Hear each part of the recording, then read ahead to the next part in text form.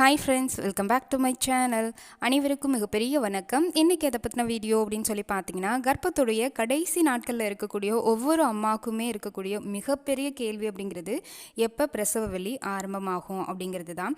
இன்றைக்கி இந்த வீடியோவில் பிரசவ வலி வரப்போகிறத உணர்த்தக்கூடிய 5 முக்கியமான அறிகுறிகளை பற்றி தான் தெளிவாக பார்க்க போகிறோம். இந்த அறிகுறிகளை முன்கூட்டியே தெரிஞ்சுக்கிறதுனால சரியான நேரத்தில் உங்களுக்கு இந்த அறிகுறிகள் வந்த உடனே டாக்டரை நீங்கள் கன்சல்ட் பண்ணலாம். இந்த அறிகுறிகள் எப்போ வரும், எப்படி இருக்கும் அப்படின்றத பற்றின டீட்டெயில் இன்ஃபர்மேஷன் இந்த வீடியோவில் இருக்குது. வீடியோவை கடைசி வரைக்கும் ஸ்கிப் பண்ணாமல் பாருங்கள். நம்ம சேனலை இதான் ஃபர்ஸ்ட் டைம் பார்க்குறீங்கன்னா மறக்காமல் சேனலை சப்ஸ்கிரைப் பண்ணிக்கோங்க.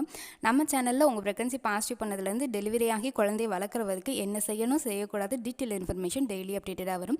இந்த வீடியோடைய டிஸ்கிரிப்ஷனில் டெலிவரி பெயினும் ஒரு டைட்டில் கொடுத்துருக்கேன். அதில் உங்கள் குழந்தைய பற்றியும் அண்ட் நார்மல் டெலிவரி ஆகிறதுக்கு என்னென்ன உணவு இருக்குது, என்னென்ன கசாயங்கள் இருக்குது, என்னென்ன எக்ஸசைஸ் இருக்குது, நார்மல் டெலிவரி ஆகிறதுக்கு என்னென்ன சாப்பிடக்கூடாது, என்னென்ன சாப்பிடணும்னு டீட்டெயில் இன்ஃபர்மேஷன் இருக்குது.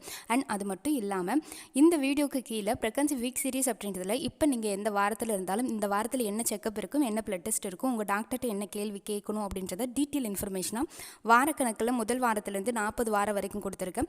கீழே டிஸ்கிரிப்ஷனில் ப்ரெக்னன்சி வீக் சீரிஸ்ன்ற டைட்டில் இருக்குது. மறக்காமல் பாருங்கள், நிறைய இன்ஃபர்மேஷன் நீங்கள் தெரிஞ்சுக்கலாம். ஓகே, வாங்க வீடியோக்குள்ளே போகலாம். பொதுவாக நம்மளுக்கு 3rd ட்ரைமஸ்டரில் 9th மந்த் என்ட்ரி ஆகிட்டிங்கனாலே எப்போ வேணால் நீங்கள் டெலிவரியை எக்ஸ்பெக்ட் பண்ணலாம். கிட்டத்தட்ட நீங்கள் 37 வார கர்ப்பத்தில்னா நிறைமாத கர்ப்பிணின்னு சொல்லி அழைக்கப்படுவீங்க. அப்போனா டெலிவரி நாளைக்கு கூட நடக்கலாம், நாளான்னைக்கும் நடக்கலாம், எப்போ வேணாலும் திடீர்னு நடக்கிறதுக்கு பாசிபிலிட்டிஸ் இருக்குது. ஏன்னா 37 வாரத்தில் குழந்தையோடைய முழு வளர்ச்சி அப்படிங்கிறது நிறைவடைஞ்சிருக்கும்.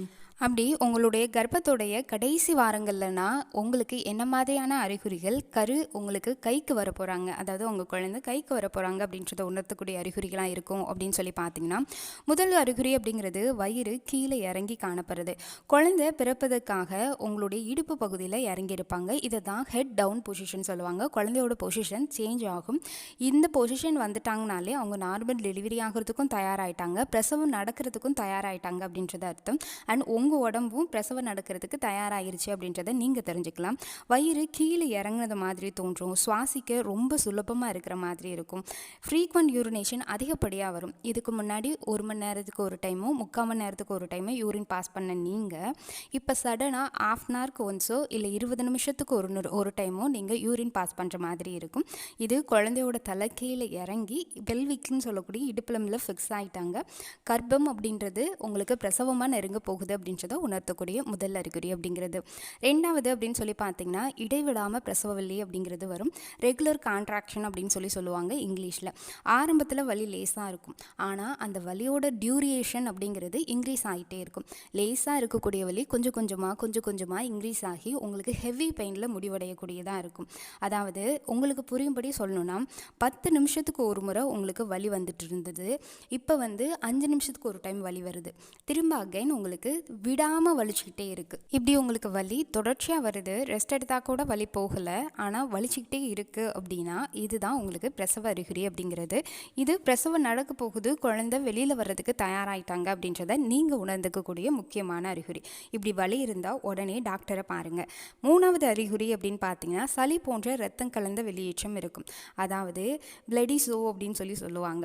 கர்ப்பப்பை வாயை ஒரு சளி போன்ற திரவம் அப்படிங்கிறது குழந்தை வெளிவராமல் இருக்கிறதுக்காக 10 மாதம் வரைக்கும், அதாவது 9 மாதம் வரைக்கும் உங்களுடைய டெலிவரிக்கு முன்னாடி வரைக்கும் குழந்தைய சீல் பண்ணி பாதுகாத்துட்ருக்கும் ஒரு சளி போன்ற திரவம் அப்படிங்கிறது. இதை சர்விக்ஸ் பிளக் அப்படின்னு சொல்லுவாங்க.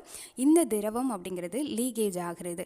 கர்ப்பப்பை வாய் மூடியிருந்த இந்த சளி கொஞ்சம் கொஞ்சமாக வெளியில் வந்தது அப்படின்னா இது கர்ப்பத்துக்கு உங்கள் குழந்தை தயாராகிட்டாங்க, அதாவது பிரசவம் நடக்கிறதுக்கு தயாராகிட்டாங்க, கர்ப்பவாய் ஓப்பன் ஆக போகுது அப்படின்றத உணர்த்தக்கூடிய அறிகுறி. இதில் சிறிதளவு இளஞ்சிவப்பு கலர்லேயோ இல்லைன்னா பழுப்பு நிறத்துலேயோ ரத்தம் கலந்த மாதிரி வரலாம். இது முக்கியமான அறிகுறி, பிரசவம் தொடங்க போகுது அப்படின்றத உங்களுக்கு உணர்த்துறதுக்கு. இந்த அறிகுறி வந்த உடனே நீங்கள் ஹாஸ்பிட்டல் போகணுன்னு அவசியம் கிடையாது. அடுத்த பிரசவ அறிகுறி என்ன வருது அப்படின்றத பாருங்கள். நான் சொன்ன மற்ற அறிகுறிகள் எதுவும் இருக்கா அப்படின்றத பாருங்கள். அதுக்கேற்ற மாதிரி எப்படி செயல்படணுமோ அதுக்கேற்ற மாதிரி செயல்படுங்க. 4வது அறிகுறி அப்படிங்கிறது பனிக்குட நீர் உடஞ்சி போகிறது. திடீர்னு இல்லைன்னா மெதுவாக உங்களுடைய யோனி வழியாக நீர் கசிவு ஏற்படுது, சொட்டாக நீர் கசிகிற மாதிரி இருக்குது. கொஞ்சம் கொஞ்சமாக உங்களுடைய அந்த ப்ரைவேட் பார்ட்லேருந்து கால் வழியாக கீழே தர வரைக்குமே லைட்டாக லீக்கேஜ் ஆகுது. இல்லைன்னா பேண்டிஸ் ஏதாவது போட்டிருக்கீங்கன்னா அது நனையுது, ஏதோ ஏதோ ஒரு இடத்துல உட்காந்துருக்கீங்க அப்படின்னா உங்களுடைய பேக் சைடில் உங்களோட நைட்டி இன்னர் வேர்ஸ் எல்லாமே நனைஞ்சிருச்சு அப்படின்னா அதுதான் வாட்டர் லீக்கேஜுக்கான அறிகுறி. இந்த அறிகுறி வந்தது அப்படின்னா எப்போ வேணால் உங்களுக்கு டெலிவரி நடக்கலாம். அதாவது வித்தின் 2 ஹவர்ஸ்லேயோ 1 ஹவர்ஸ்லேயோ இந்த மாதிரி நடக்கிறதுக்கு வாய்ப்பு இருக்குது. ஆனால் நீங்கள் ஒரு சில விஷயங்களை கவனிக்கணும். பனிக்குட நீர் எப்போவுமே உடஞ்சது அப்படின்னா அது எந்த நேரத்தில் உடையுது அப்படின்னு டைமிங் குறித்து வச்சுக்கோங்க. அப்போ தான் டாக்டர் என்ன மாதிரி ட்ரீட்மெண்ட் பண்ணுறது ஓகேவாக இருக்கும் அப்படின்றதுக்கு உங்களுக்கு ரெஸ்பான்ஸ் பண்ணுவாங்க. அதே போல் இந்த பனிக்குட நீர் உடஞ்சதுக்கப்புறம் நீங்கள் அஜாக்கிரதையாக இருக்கக்கூடாது. ஏன்னா வயிற்றில் நம்ம குழந்தை இருக்கிற வரைக்கும் பனிக்குட நீரை சுவாசித்து தான் வளரும். வெளியில் வந்ததுக்கப்புறம் தான் குழந்தையோட நுரையீரல் முழுமையாக வளர்ச்சி அடைஞ்சு சர்பாக்டைன்னு சொல்லக்கூடிய ஒரு கண்டன் சுரப்புனால வெளியில் வந்ததுக்கப்புறம் அவங்க காற்றை சுவாசிக்க ஆரம்பிப்பாங்க. உள்ளே இருக்கிற வரைக்கும் குழந்தைக்கு மூச்சு திணறல் ஏற்படாமல் குழந்தை ஆரோக்கியமாக வளர்கிறதுக்கு பனிக்குட நீர் ரொம்ப ரொம்ப அவசியம். அந்த தண்ணியோட அளவு கம்மி ஆக ஆக குழந்தையோட அசைவு குறைஞ்சிடும். குழந்தையால் மூச்சு விட முடியாது. அதனால் இதை மட்டும் அஜாக்கிரதையாக எடுக்க வேணாம். இந்த அறிகுறி வந்த உடனே டாக்டரை கன்சல்ட் பண்ணுங்கள். நான் சொன்ன மாதிரி அந்த டைமிங் அப்படிங்கிறத நோட் பண்ணிக்கோங்க. கடைசியாக இருக்கக்கூடிய 5வது அறிகுறி அப்படிங்கிறது கீழ் முதுகு அண்ட் இடுப்புகளில் கடுமையான வலி வருது. பல பெண்களுக்கு கீழ் முதுகு வலி அப்படிங்கிறது நார்மலாக ப்ரெக்னன்சியில் இருக்கும். ஆனால் அவங்க கன்ஃபியூஸ் ஆகிப்பாங்க இது பிரசவத்துக்கான அறிகுறி அப்படின்றத தெரிஞ்சுக்காம.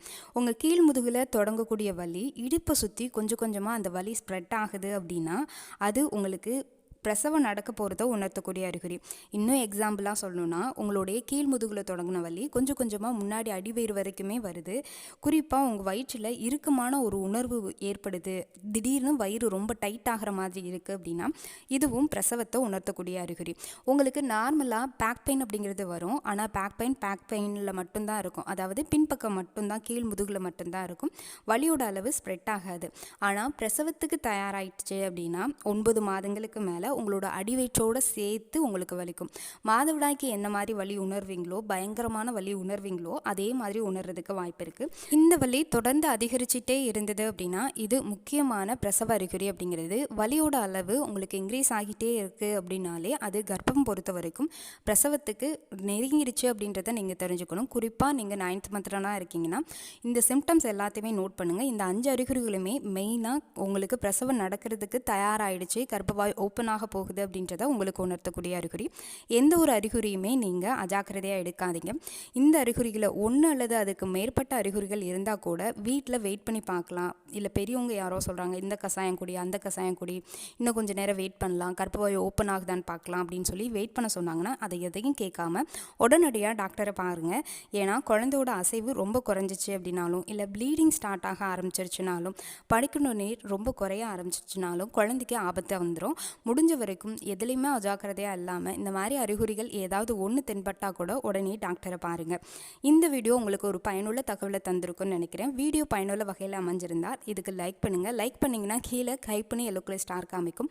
மறக்காமல் ஹைப் பண்ணி விடுங்க. நிறைய ப்ரெக்னென்ட் லேடிக்கு இந்த வீடியோ ரொம்ப யூஸ்ஃபுல்லாக இருக்கும். இது மாதிரி உங்களுடைய ப்ரெக்னன்சி பற்றின ரெகுலர் இன்ஃபர்மேஷன் தெரிஞ்சுக்கிறதுக்கு மறக்காமல் சேனலை சப்ஸ்கிரைப் பண்ணிக்கோங்க. வீடியோக்கு கீழேயே நிறைய பிளேலிஸ்ட் லிங்க் கொடுத்துருக்கேன். அதையுமே ஃபாலோ பண்ணி பாருங்கள். நிறைய விஷயங்கள் தெரிஞ்சுக்க முடியும். வீடியோக்கு கீழே சில ப்ரெக்னன்சி ப்ராடக்ட் அப்படிங்கிறது டேக் பண்ணியிருக்கேன். வேணுங்கிறவங்க வாங்கி யூஸ் பண்ணிக்கோங்க. எல்லாருக்கும் எல்லாமும் கிடைக்க இறைவன்கிட்ட வேண்டிக்கிறேன். உங்களுடைய பிரசவம் இயற்கையான முறையில் அமைய எனது வாழ்த்துக்கள். நன்றி.